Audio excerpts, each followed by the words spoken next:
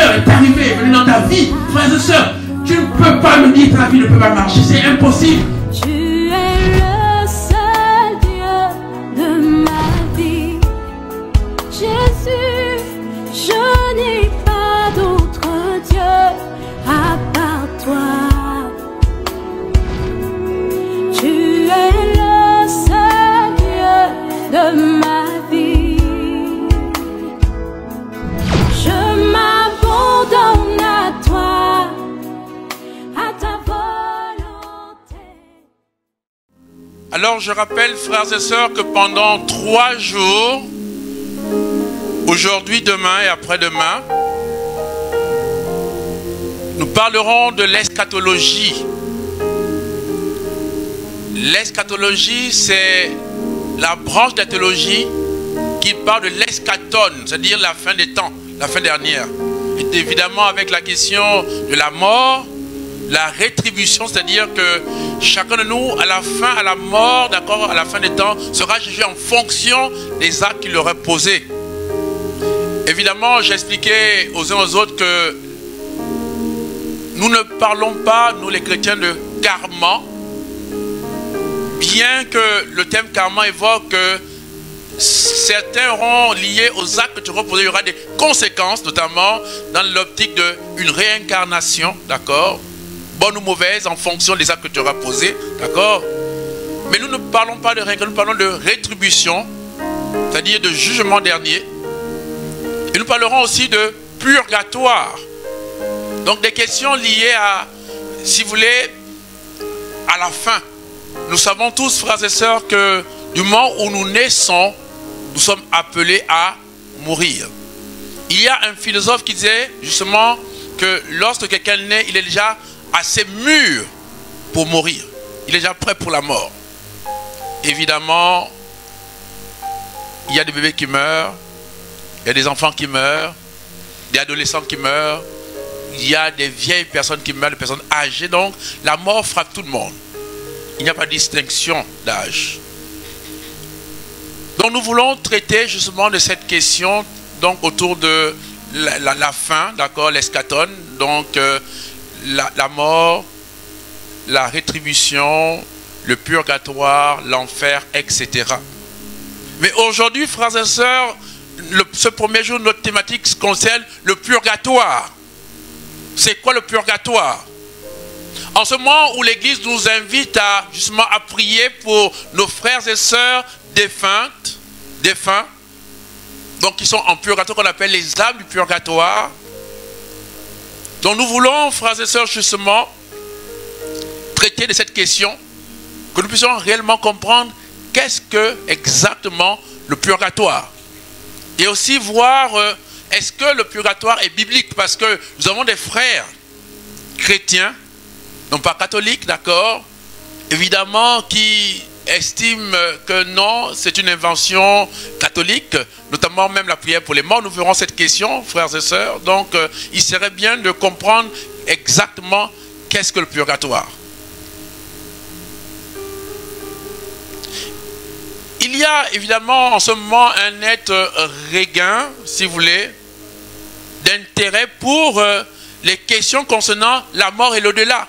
Nous voyons de plus en plus des films sur les morts vivants, sur l'au-delà, sur etc. On voit, il y a plusieurs films en ce moment, justement, qui traitent de ces questions-là, parce que justement, il y a un regain d'intérêt, d'accord, de l'homme sur la question, d'accord, de la mort et de l'au-delà. Il y a un besoin, une soif de comprendre le sens, frères et sœurs, de la vie terrestre. Parce qu'il y a des personnes qui ne comprennent pas pourquoi ils sont sur terre et qui, à cause de ça, quelquefois, malheureusement, estimant que la vie n'a pas de sens, finissent par se suicider d'ailleurs. À cause du manque de la compréhension, le manque du sens de notre présence sur la terre, la vie terrestre. Évidemment, avec son épreuve finale que nous savons tous, que nous allons tous vivre, qu'est la mort, avec la question justement sur la destinée. Après la mort, qu'est-ce qui se passe? Où vont les âmes des défunts? Qu'est-ce qui se passe? Exactement parce que déjà, vous voyez, déjà à l'époque de Jésus-Christ, il y avait cette question entre les pharisiens et les sadducéens. Certains estimaient que non, il n'y a pas de résurrection. Après, quand c'est fini, c'est fini. Certains disent que non, quand c'est terminé comme les athées. Qu'il n'y a plus rien après la mort physique de l'homme. Alors, la première chose que je voudrais, frères et sœurs, nous dire du purgatoire, c'est que le purgatoire entre dans notre credo. Nous disons que je crois en Dieu, créateur du monde visible et invisible. Et donc, en traitant la question, frères et sœurs, justement du purgatoire, nous concernons ce qu'on appelle les vivants de l'invisible, parce que quand on parle de purgatoire, des âmes du purgatoire, ce sont des vivants, mais qui sont dans le monde invisible. On ne les voit plus. Ils n'ont plus, frères et sœurs, cette présence corporelle comme nous, d'accord, physique comme nous, d'accord, mais ils sont bien réels. Ils sont dans le monde invisible, qui est un monde aussi vrai que le monde visible. Donc en parlant du purgatoire, évidemment, nous rentrons dans, si vous voulez, la confession de notre foi. Dans le fait que notre Dieu est le créateur du monde visible et invisible. Donc, en parlant du purgatoire, évidemment, nous traitons, justement, nous parlons exactement donc de ce qu'on appelle, à juste titre, les vivants de l'invisible. La tradition de l'Église, au fil des âges, présente le purgatoire comme un lieu de purification.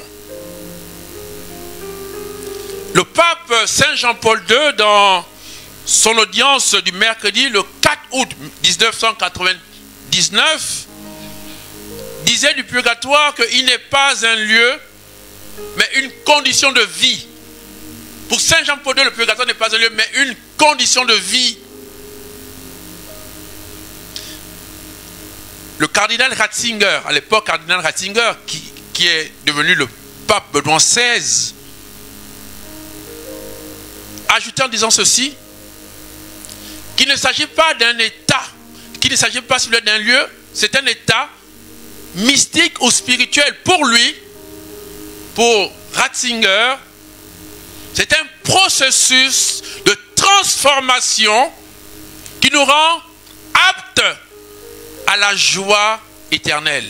En d'autres termes, qui nous prépare, nous dispose, d'accord, à la vie éternelle, donc au paradis, en d'autres termes, d'accord, à l'éternité. Lors de cette même audience du 4 août 1999, Saint Jean-Paul II disait que l'homme, sur la base de l'option définitive pour Dieu ou contre Dieu, que l'homme est justement dans une optique, dans un choix, déjà sur la terre, d'être pour Dieu ou contre Dieu, être avec Dieu ou sans Dieu. L'homme a la liberté d'être avec Dieu ou d'être sans Dieu ou même contre Dieu. Ou même pour les athées, c'est-à-dire vivre en étant indifférent à la présence de Dieu et même en déclarant que Dieu n'existe même pas.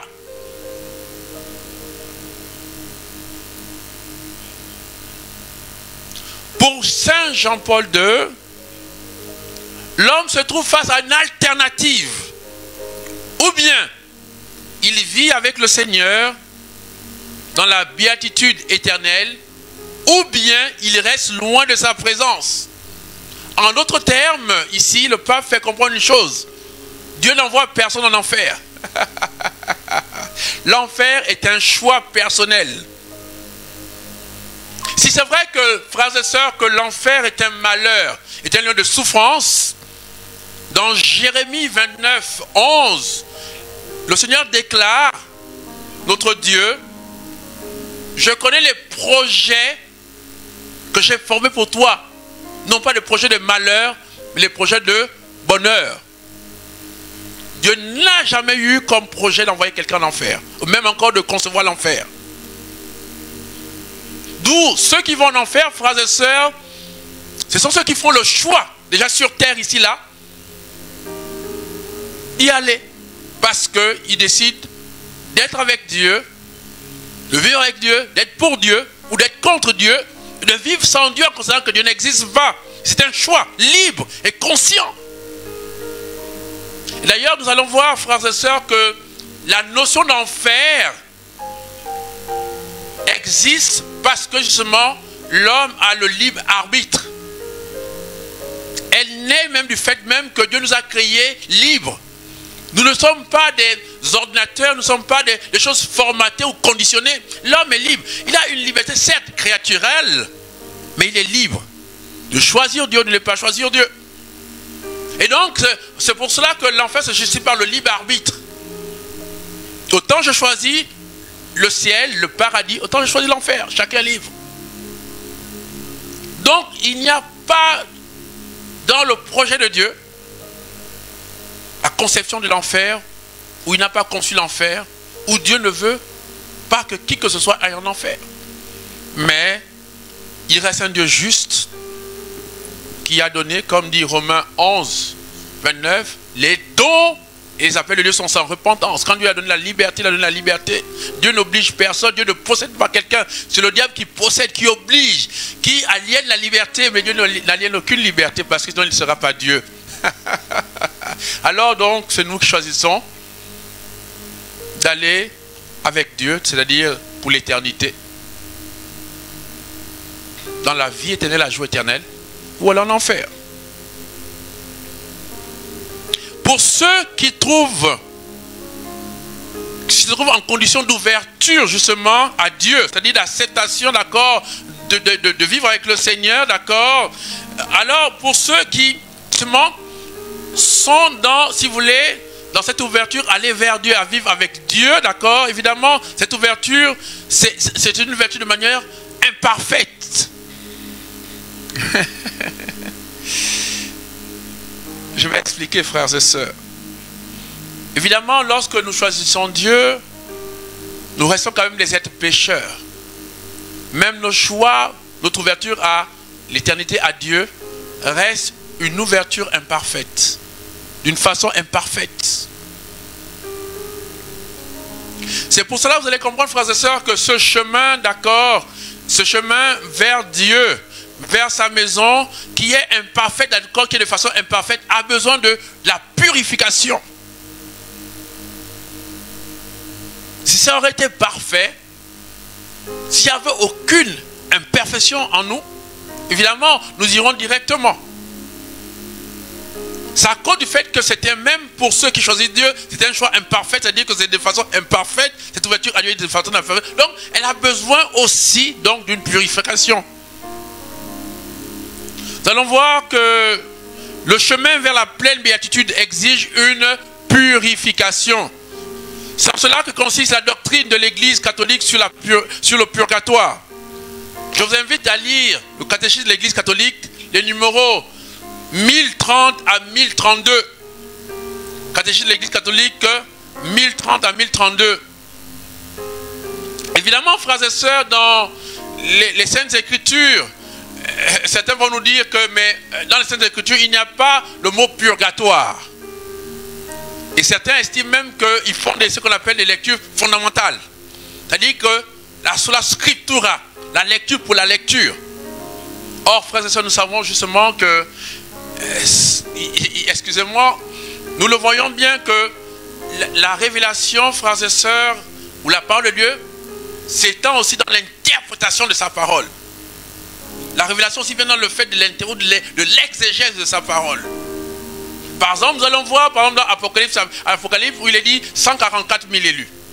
Évidemment, nous avons vu pendant des années des frères ou des frères qui disaient oui, qu'il n'y aura plus que dans le ciel, frères et sœurs, que 144 000 personnes qui iront au ciel, qui auront la vie éternelle. Alors là, c'est chaud parce que déjà la Chine a 1 milliard de personnes, alors on ne sait pas comment on va faire. Et sans compter ceux qui sont déjà morts avant nous, vous imaginez ça? Rien que 144 000 personnes qui seront 144 000.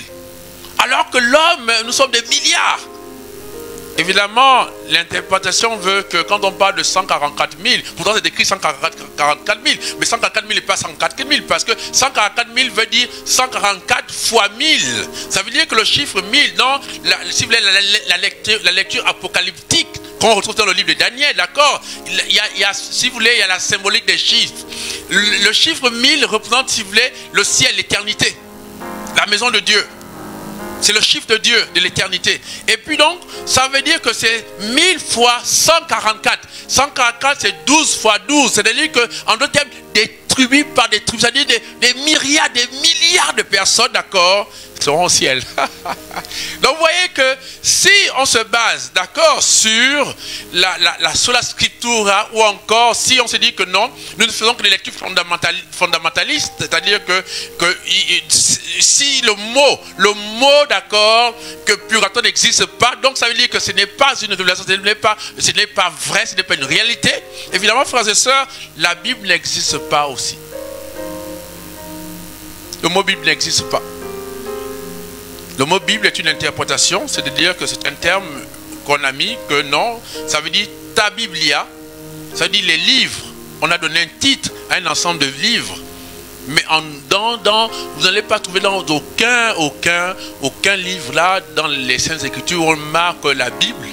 Ça n'existe pas. Donc vous voyez que, évidemment, nous avons besoin de comprendre que nous devons partir de certaines Écritures, d'accord, il y a certaines, sur, si vous voulez, frères et sœurs, la forme. Le mot en lui-même n'existe pas, mais nous allons voir que sur le fond, d'accord, nous avons clairement des Écritures qui parlent du purgatoire. Alors j'aimerais parcourir avec vous quelques textes bibliques, d'accord, qui nous montrent à suffisant effectivement que le purgatoire est une réalité biblique. Ici, je répondais à certaines personnes, évidemment, qui critiquent en disant, oui, il y a certaines choses dans l'église catholique qui n'existent pas, qui ne sont pas écrites dans la Bible, etc. Écoute, frères et sœurs, mon frère, rappelle-toi comment, justement, les Écritures ont besoin d'être éclairées. Jésus disait que détruisez ce temple. En 3 jours, je le reconstruirai. À l'époque, si on était écrit dans la Bible, ils ont dit, mais qui es-tu toi pour que toi là, tu puisses... Mais après, on a compris que Jésus ne parlait pas du temple, lui-même il parlait de son corps. Qui va mourir pendant 3 jours, il va ressusciter. Donc vous voyez qu'on a besoin toujours, frères et sœurs, si vous voulez, pour comprendre les Écritures de Dieu, nous avons toujours de l'exégèse, de l'interprétation, d'accord. Il ne faut pas se fier sur la scripture, les Écritures pour les Écritures. Donc je voulais voir avec vous clairement, effectivement, des textes bibliques, d'accord, qui montrent clairement, d'accord, que le purgatoire est une réalité. Nous disons que, frères et sœurs, que comme nous sommes des êtres pécheurs, comme nous sommes des êtres imparfaits, dans cette ouverture, aller vivre avec Dieu, aller avec le Seigneur, c'est de manière imparfaite, donc qui a besoin d'être purifié. Alors nous allons le voir, frères et sœurs, ici, au travers, frères et sœurs, sur le plan, dans le livre de Lévitique, sur le plan du sacrifice.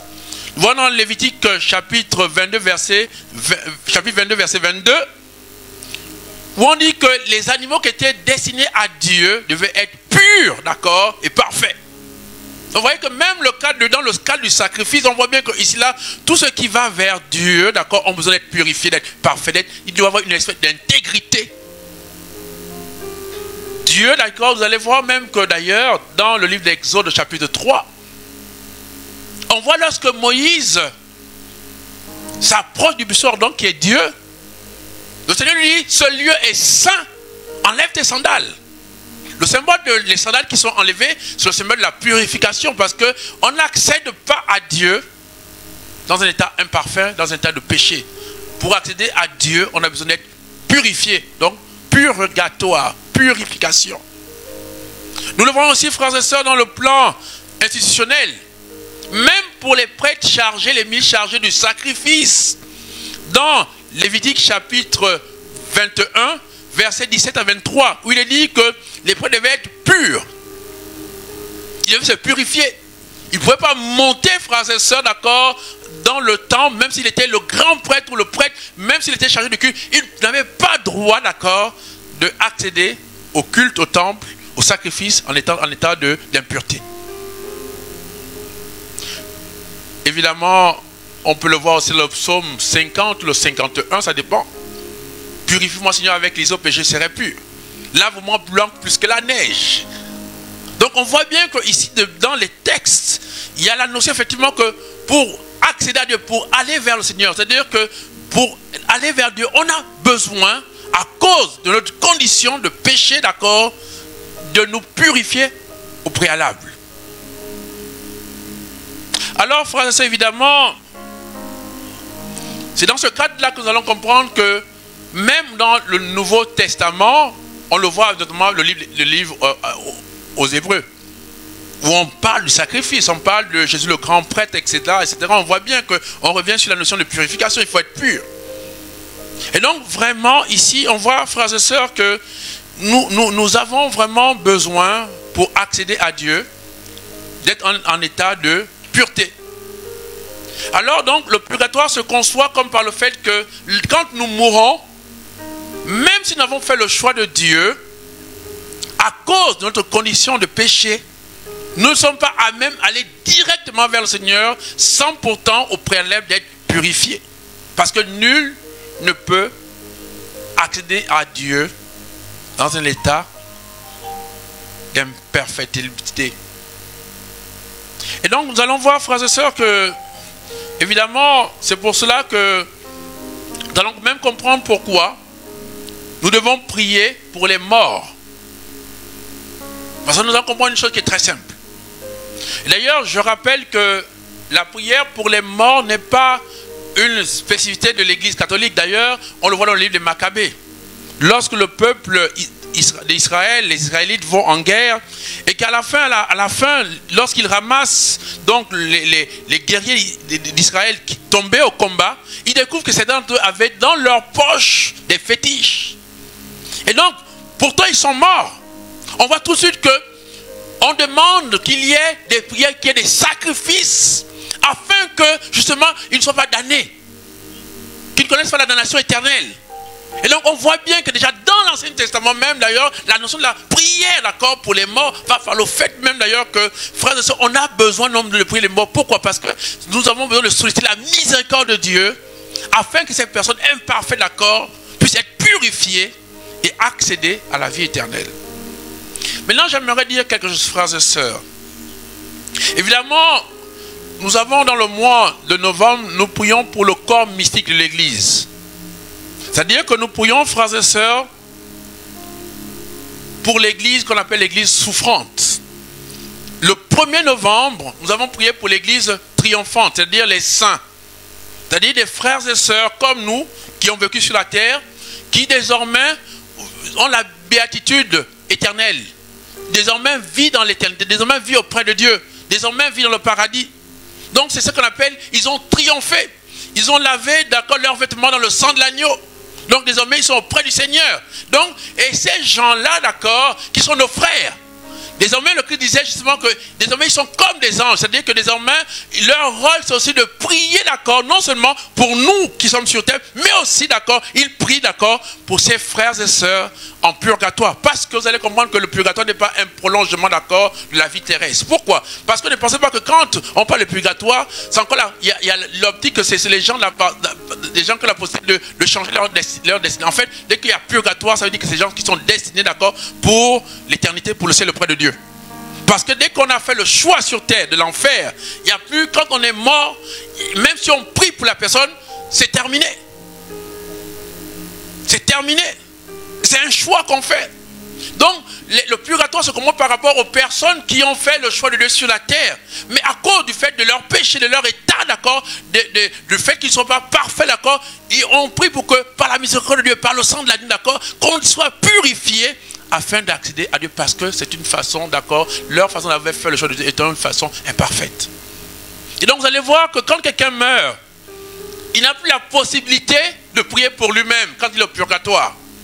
C'est pour cela que ceux qui peuvent encore prier, d'accord, c'est non seulement les frères et sœurs, parce que c'est le même corps du Christ, comme l'a dit Vatican II, d'accord, nous sommes corps du Christ, à la fois, et ceux qui sont dans l'église triomphante, les saints, d'accord, autant aussi que nous, l'église militante, d'accord, nous comme ceux sur la terre, et autant aussi ces frères en purgatoire, nous formons qu'un seul corps, le corps du Christ.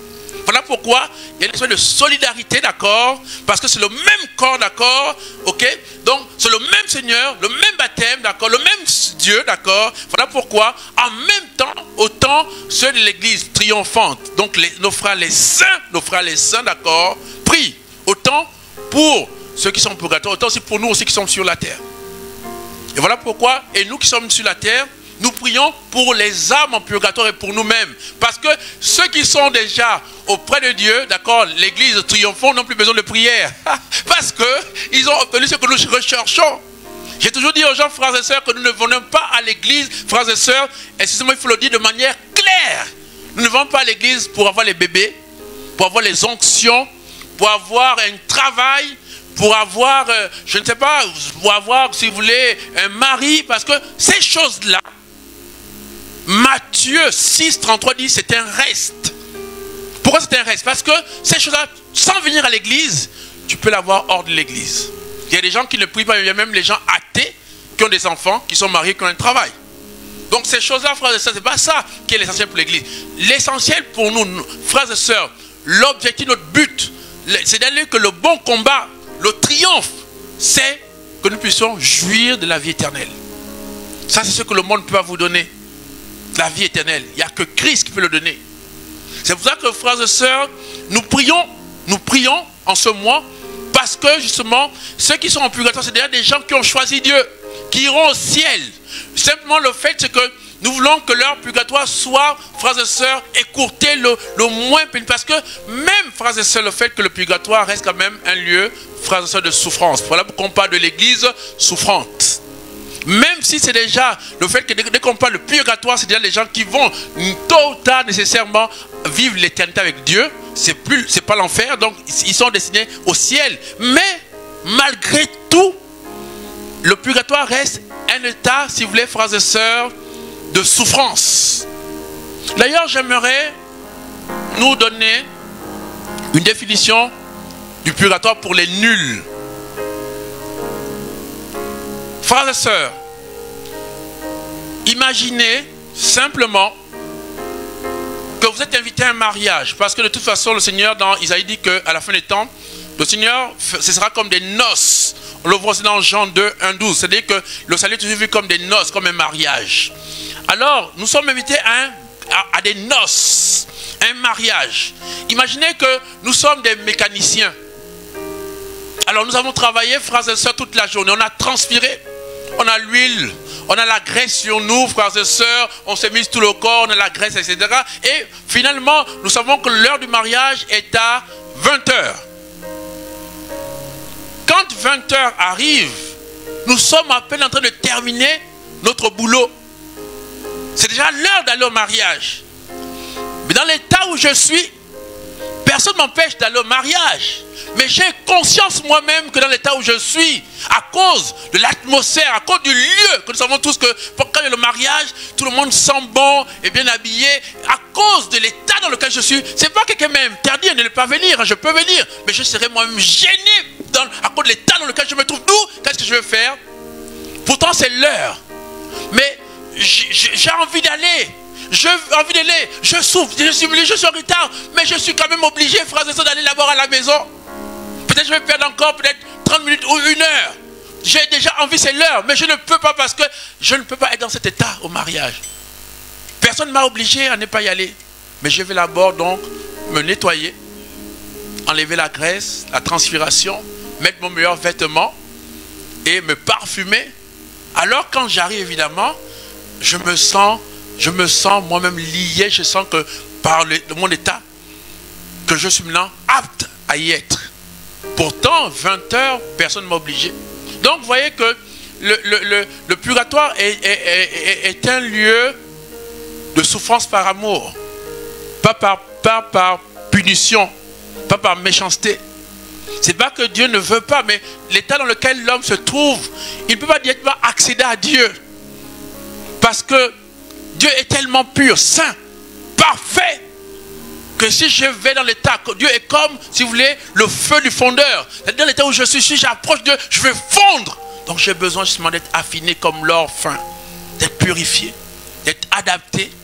Et quand je suis comme de l'or fin, évidemment, là, évidemment, j'ai le meilleur de moi-même.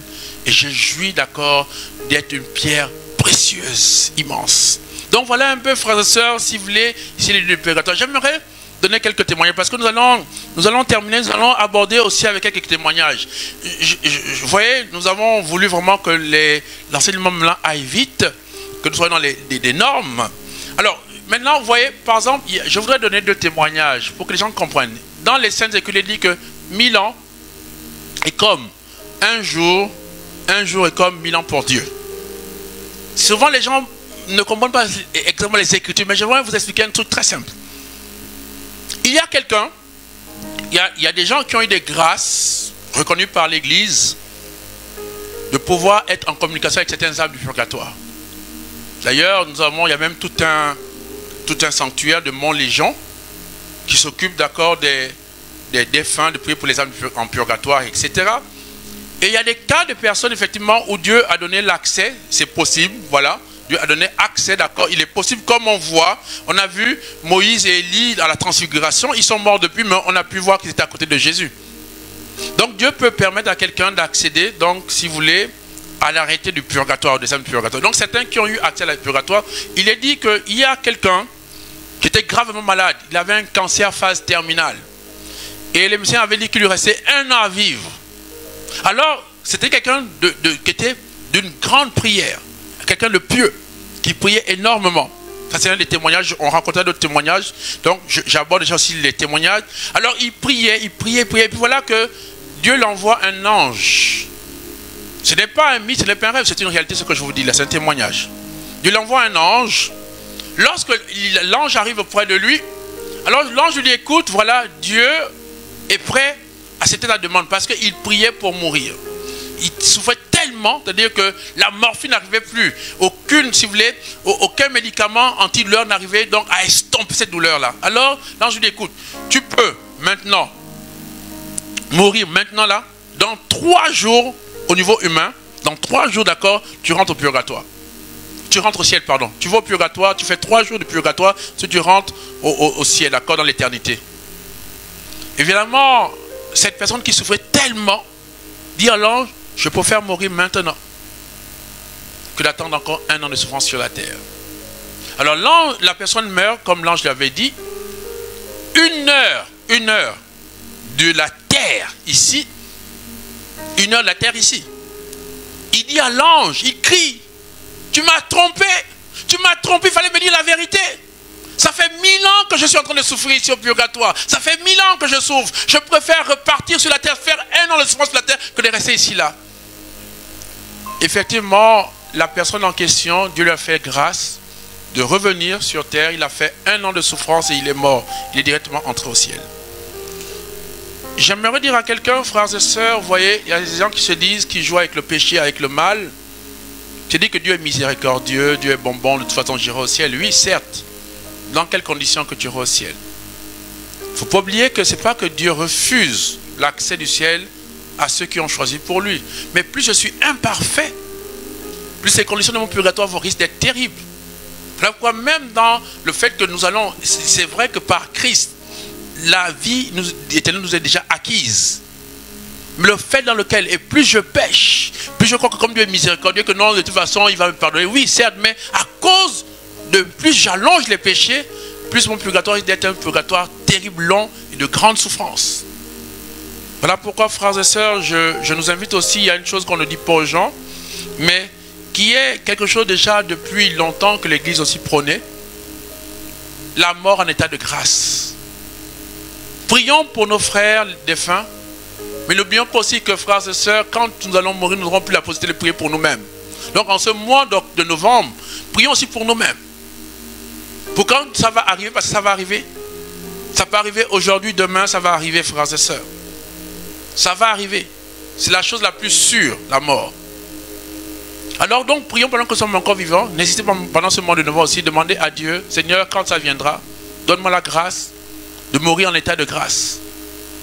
L'exemple de mourir en état de grâce, nous voyons avec le bon larron sur la croix. Un assassin, un voleur. Et voilà que cette personne qui méritait peut-être même l'enfer, à cause du fait qu'il se repent, il dit à l'autre, mais nous c'est juste que nous soyons là sur la croix en train de mourir. Parce que c'est ce que nous avons fait. Et il dit, Seigneur, souviens-toi quand tu seras dans ton royaume, aie pitié de moi en d'autres termes. Et à cause de sa repentance, parce qu'il demande pardon, vous voyez, encore ici là, le fait que nous prions pour que Dieu fasse miséricorde. Vous voyez que même sur la croix ici, c'est la même logique, c'est-à-dire que nous supplions parce que Dieu est capable de faire miséricorde. Et vous voyez comment Dieu réagit pour cette personne. Il dit justement que, voilà, il dit, ce soir même, tu seras avec moi au paradis. Donc ce bon larron meurt en état de grâce. Le jour de sa mort, il a eu la grâce d'être pardonné par Dieu lui-même, frères et sœurs. Alors voilà un peu pour ce soir. Nous allons prier, frères et sœurs. Nous allons nous tenir maintenant debout, là où nous sommes. Nous allons entrer dans la présence de Dieu.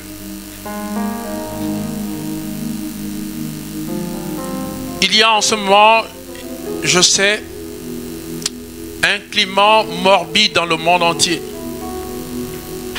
Il y a que l'on entretient la culture de la mort, on entretient la peur. En ce moment, dans beaucoup de cœurs, c'est peut-être pour la question, est-ce qu'il y aura une troisième guerre mondiale avec la Russie et l'Ukraine? J'aimerais que tu te souviennes de ce que le Christ a dit dans Matthieu 21. Il a dit que voici les signes qui vont annoncer la fin. Mais ce ne sera pas encore la fin. Il annonçait des tremblements de terre, des épidémies, des signes dans le ciel, les apparitions, etc. de la Vierge, comme on voit à Kibéo, partout à Lourdes, Fatima. Il a annoncé l'Ebola, il a annoncé la Covid, il a annoncé des tas de choses que nous voyons aujourd'hui. Il a dit c'est les signes, mais il a annoncé qu'il y aura beaucoup d'églises de réveil, qui ne sont pas forcément acquises à Dieu, mais qui seront là, c'est-à-dire qui, à mon ils utiliseront son nom pour se faire de l'argent. Il a annoncé le Christ, toutes ces choses-là. Le fait qu'il y a beaucoup d'églises de réveil aujourd'hui, etc., c'est les signes de l'annonciateur de la fin des temps. Mais il a dit, vous, quand cela arriverait, n'ayez pas peur. N'ayez pas peur. Frères et sœurs, vous voyez, dans la mort, il y a une imposture et un mensonge. Vous voyez, vous allez voir, frères et sœurs, c'est que celui qui a fait le choix de Dieu, la vie éternelle est un acquis. Le but, c'est d'être au maximum dans la sainteté afin d'écouter son purgatoire, même de l'éviter, comme le bon larron. Mais aussi, frères et sœurs, c'est qu'aussi, en essayant aussi déjà de conjurer, d'exorciser la peur liée au mensonge de la mort, autour de la mort faite par les ténèbres. Parce qu'au niveau biblique, frères et sœurs, Christ nous dit, chaque fois qu'il y a ce qu'on appelle la mort, que ça fait la mort de la fille de Jaïr, que ça soit dans Luc 7, le fils de la veuve, que ce soit Jean 11, d'accord, Lazare, à chaque fois, Jésus dit, il s'est endormi. Il ne parle jamais en termes de mort, il parle en termes d'endormissement. Vous voyez, Dieu est tellement bon, frères et sœurs, c'est que... Alléluia. Vous voyez, Dieu est tellement bon que Dieu s'est arrangé de nous rassurer chaque jour. Pourquoi? Parce que chaque fois que tu dors, mon frère, ma soeur, toi qui m'écoute, quand tu peux dormir du moins, quand tu dors, à ton avis, est-ce que tu as encore le contrôle de ton âme, de ton corps? Comme pour la mort, nous n'avons plus le contrôle. Voilà pourquoi Christ l'a dit, Père, entre tes mains, je remets mon esprit. Et la nuit, quand nous dormons, à chaque fois que nous dormons, nous disons, Seigneur, entre tes mains, je remets mon corps, mon âme, Père, parce que je n'ai plus, Seigneur, la maîtrise de mon corps. Tout peut arriver, je peux mourir pendant la nuit, mais Seigneur, je te fais confiance. Parce que je sais, Seigneur mon Dieu, que de la même manière que je m'endors aujourd'hui et je me réveille, un jour aussi je vais m'endormir dans la mort physique et me réveiller face à toi, Seigneur mon Dieu. Et je prie, Père, par la grâce du sang de l'agneau, que si je peux éviter le purgatoire, ou si mon purgatoire peut être écourté, que je meure en état de grâce, Seigneur mon Dieu. Mais je te prie, Seigneur mon Dieu, déjà sur terre, donne-moi la grâce, Seigneur mon Dieu, de ne plus avoir la peur de la mort, de ne plus être affecté par ce commerce satanique démoniaque qui utilise la mort pour nous aliéner, pour nous embrigader, pour nous rentrer dans l'immobilisme. Oh Seigneur mon Dieu, Comme tu as demandé à Moïse de lever son bâton dans Exode 14-15, pour écarter les eaux de la mort, Père, ce soir, au nom de Jésus, Père, nous te supplions maintenant, par la grâce de la croix de Christ, viens enlever la vie de tes enfants sur la terre. Et même de ceux qui sont en purgatoire. Tout Seigneur, comme disait Jésus, il disait, roulez la pierre. Il dit, il sent déjà depuis 4 jours, alors que Lazare ne sentait pas. Enlève, Seigneur, l'odeur du cadavre de nos vies, Seigneur. Toute la puanteur de la mort, tous les mensonges, Père. Seigneur, viens nous rassurer. Seigneur, que ton Saint-Esprit nous envahisse, qui nous fortifie, Seigneur, qui nous donne la force, Père, quand ça arrivera, d'être comme Étienne, comme Jésus-Christ, l'agneau de Dieu qui allait vers la mort, qui ne disait même pas un mot, au Shendereba. Et Seigneur, mon Dieu, fasse, Père éternel, que ceux en ce moment, Père, même, Père éternel, qui sont, Seigneur, dans des moments difficiles, à qui on a annoncé c'est terminé pour eux, qu'ils ont un cancer en phase terminale, ou une maladie en phase terminale. Père, tu as dit que cette mort ne sera pas. Jésus, tu as dit que cette mort, c'est pour la gloire de Dieu. Je prie, Seigneur, aussi que certaines maladies, Seigneur, certaines maladies liées, Seigneur, à le spectre de la mort, et dont les gens sont enfuis dans la peur, soit, Seigneur, pour ta gloire, Seigneur, mon Dieu. Je prie, Père, que certaines personnes voient, Seigneur, que tu es le Dieu de la vie, et que, Seigneur, tu leur accordes la capacité, Seigneur, mon Dieu, d'être guéris totalement. Afin que, Seigneur, que quand ils vont mourir comme Lazare plus tard, qu'ils n'aient plus peur de la mort, parce qu'ils ont vu, Père, que tu es le Dieu, non pas des morts, mais des vivants. Oh, je prie, mon Dieu. Je prie, mon Dieu. Comme Christ l'a annoncé, quand vous verrez ces signes, n'ayez pas peur. N'ayez pas peur. Car, Matthieu 28-20, je suis avec vous jusqu'à la fin des temps. Nous ne sommes pas seuls. Nous ne sommes pas seuls. À la croix, Jésus a tout payé. Et c'est vrai. Il a déclaré tout est accompli. C'est accompli.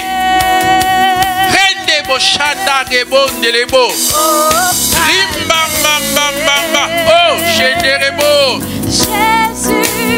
oui. Chante-le. Déclare-le. À la croix, oui. Proclame la croix ce soir. Lève la croix. Comme Moïse a levé le bâton. Lève ton bâton. La croix de Christ dans ta vie. Lève la croix de Christ. Et lève la croix. Jésus a tout payé. Au calvaire. Oui. Lève la croix. Endebo. Rimbambambamba. Et chante-le. Lève-toi. Relève-toi. Endebo bobo. Relève-toi à la croix. Rimbambambamba. Jésus a tout payé. Oui. Au calvaire. Jésus a tout payé. Oh, à la croix. À la croix. Jésus a tout payé. Alléluia. Au calvaire. Jésus a tout payé. Il a payé pour que je sois sauvé. Jésus a payé pour que j'ai la vie. Disons à la croix, à la croix. Jésus a tout payé. Il a payé au calvaire. Jésus a tout payé. Non, je ne souffrirai jamais. Je ne manquerai de rien. Non, je ne souffrirai jamais. Je ne manquerai de rien. Non, non, non, non, je ne souffrirai jamais. Alléluia. Je ne manquerai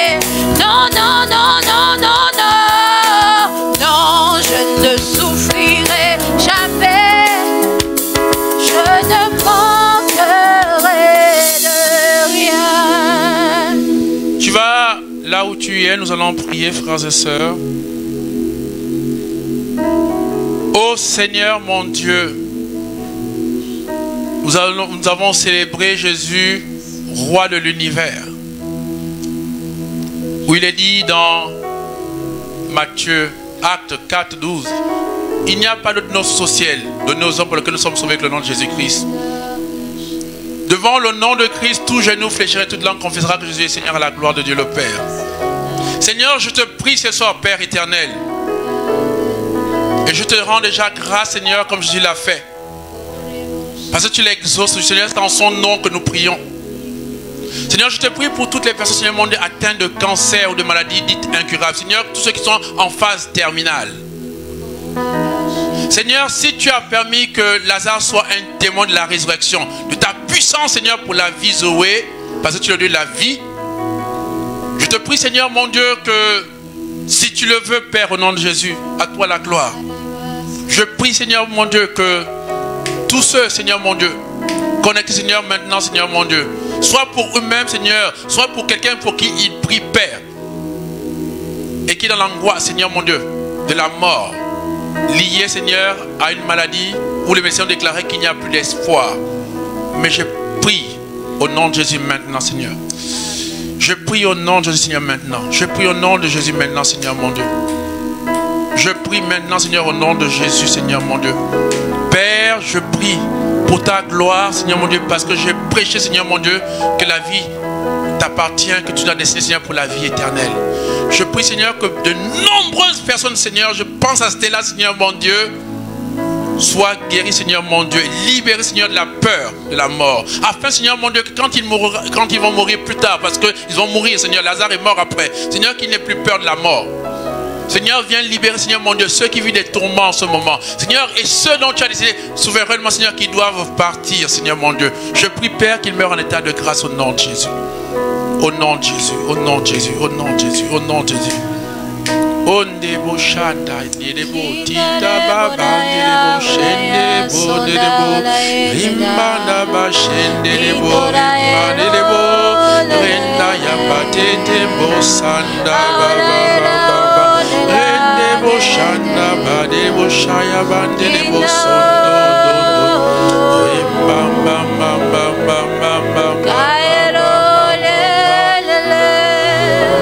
esprit de mort, nous vous conjurons au nom de Jésus. Nous vous chassons maintenant par la puissance de la croix de Christ que nous élevons dans la vie de tous ceux et celles en ce moment enclins à la peur de la mort. Tous ceux qui ont des envies de suicide, tous ceux qui pensent qu'ils n'ont plus d'espoir, qu'il n'y a plus rien à faire. Seigneur, ta parole déclare dans Romains 5,5, l'espérance ne déçoit jamais. Seigneur, j'espère encore ce soir, Seigneur, pour tous ceux dont les médecins, Seigneur, on dit qu'il n'y a plus d'espoir. Seigneur, mon Dieu, je rejette, Seigneur, tout diagnostic, Seigneur, humain, Seigneur, de médecin, Seigneur. J'appelle ton diagnostic, Seigneur. Toi, ton diagnostic, Seigneur, mon Dieu, n'est pas la mort ou la maladie, mais la guérison au nom de Jésus. Je sais, Père, que chacun doit porter sa croix. Et c'est vrai. À toi la gloire, Seigneur, mon Dieu. Mais j'ai pris, Seigneur, mon Dieu, que toute personne, Seigneur, connectée à cet hôtel maintenant, Père, qui, Seigneur, mon Dieu, maintenant se bat contre la mort, qu'il soit, Seigneur, ton mannequin, au nom de Jésus, qu'il porte, Seigneur, en lui le signe de la résurrection, Seigneur, au Père, guéri au nom de Jésus.